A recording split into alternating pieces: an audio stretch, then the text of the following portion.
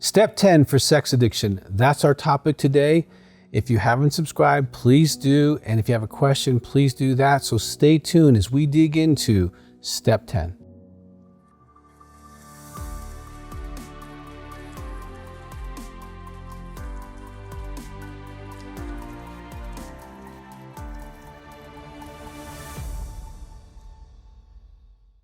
Step 10 for sex addiction. This is a real part of recovery. It's the maintenance part of recovery. So congratulations, you've done enough that you've done a significant amount of recovery, but recovery is a lifestyle. Step 10 introduces you to the lifestyle of recovery. So let me read it to you.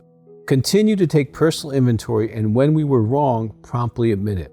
Now this continuing to take personal inventory, you've done your character defects. I'm sure they're not all gone.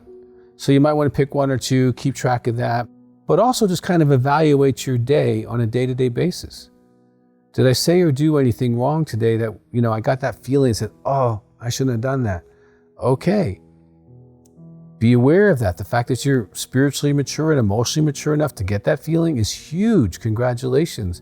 But when you get that feeling, you want to just take responsibility, say, I'm sorry, I'm wrong. Now, with most people, it's going to show up in your marriage the most. So you're going to say, I'm wrong, I'm sorry to your spouse the most. Your kids probably second, okay? Your friends, neighbors, coworkers, wherever it is, even if it's in the grocery store. Now, also, as you're going through your recovery as a sex addict, you're now sober enough that you probably stop porn, probably stop masturbation, you probably stop sex with others, and you've been clean for a while. Now, I'm going to talk about just real briefly what I have found that kind of lingers, and that is intrigue addiction. It's where you're getting those little hits off of people. You're kind of flirty, and you have like this little route. When people are at certain places, whether it's the gym or a coffee shop or whatever, and you're hoping to get a look at them. Okay, that if you're still struggling with intrigue addiction, get that video and chew through that, because you want to be totally free. As you're going into your maintenance step, I find that intrigue is something that kind of lingers because we haven't given it a name, but it has a name. And so you want to make sure if that's you, that you're kind of addressing that issue.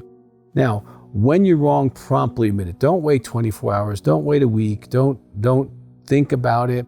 If you're going to err on the side of, I think this was wrong, so I'm sorry, forgive me, as opposed to wondering and processing if it was wrong. You don't need to call your sponsor if it was wrong. You know it was wrong. So when it's wrong, promptly admit it. Say, honey or sir or ma'am or whatever it is, I'm sorry for being rude or unkind or selfish or whatever it is. Do that. Okay, even in your thoughts as you're recovering, stay kind of good with that with your sponsor. Make sure that you're checking in with that. Now, step 10 is the beginning of a lifestyle. It says, I'm not perfect. I know I'm going to make mistakes. Because I accept that as my life, I admit when I make mistakes and make it easier on me and everybody around me. So do your step 10, work through your workbook, present it to your group. If you're not in a phone group by now, seriously, you want to get into one, have accountability, and make this a team effort, because that is what recovery is. So if you haven't subscribed, do that.